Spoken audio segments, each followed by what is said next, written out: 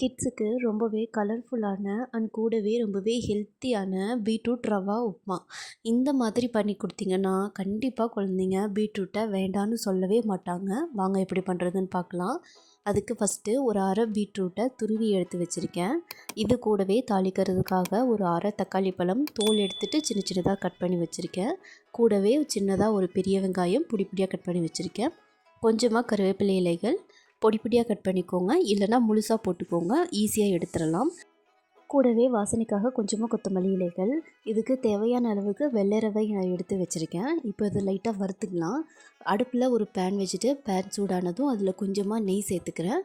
நெய் நல்லா உருகுனதுக்கப்புறம் எடுத்து வச்சுருக்க ரவையை அதில் போட்டுட்டு ஒரு 2 நிமிஷத்துக்கு நல்லா வதக்கி விடுங்க.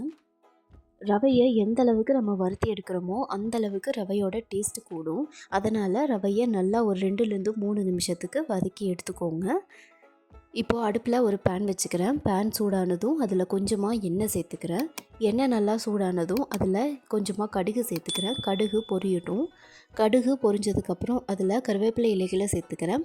இதில் நீங்கள் முழுசாக கூட சேர்த்துக்கலாம். ஈஸியாக எடுத்துகிட்டு நம்ம குழந்தைக்கு சர்வ் பண்ணிக்கலாம்.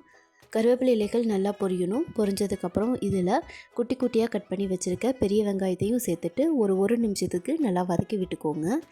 பெரிய வெங்காயம் நல்லா வதங்கணும், அப்போ தான் அது மெல்லிசாகும். வதங்கினதுக்கப்புறம் இதில் குட்டி குட்டியாக கட் பண்ணி வச்சுருக்க தக்காளியும் நான் சேர்த்துக்கிறேன். ஒரு 2 நிமிஷத்துக்கு நல்லா வதக்கி விடுங்க. தக்காளி நல்லா வதங்கட்டும், அப்போ தான் டேஸ்ட் அதிகமாக இருக்கும். இது கூடவே துருவி எடுத்து வச்சுருக்க பீட்ரூட்டையும் நான் சேர்த்துக்கிறேன். ஒரு 2 நிமிஷத்துக்கு நல்லா வதக்கி விடுங்க. பீட்ரூட்டும் நல்லா மெல்லிசாகும்.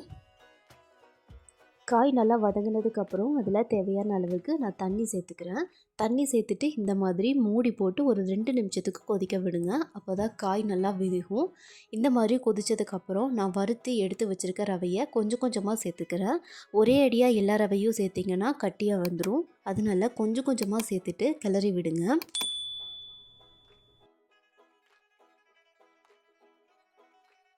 ரவையெல்லாம் சேர்த்துட்டு ஒரு நிமிஷத்துக்கு கொதிக்க விட்டதுக்கப்புறம் அதில் வாசனைக்காக எடுத்து வச்சுருக்க கொத்தமல்லி இலைகளையும் நான் சேர்த்துக்கிறேன். இது கூடவே இப்போ கொஞ்சமாக நான் உப்பு சேர்த்துக்கிறேன். 1 வயசுக்கும் கீழே இருக்க குழந்தைங்களுக்கு உப்பை அவாய்ட் பண்ணிக்கோங்க. பாருங்கள், இப்போது ரவை அதில் இருக்க காய் எல்லாமே உங்களுக்கு நல்லா வெந்து வந்திருக்கு தெரியும்னு நினைக்கிறேன்.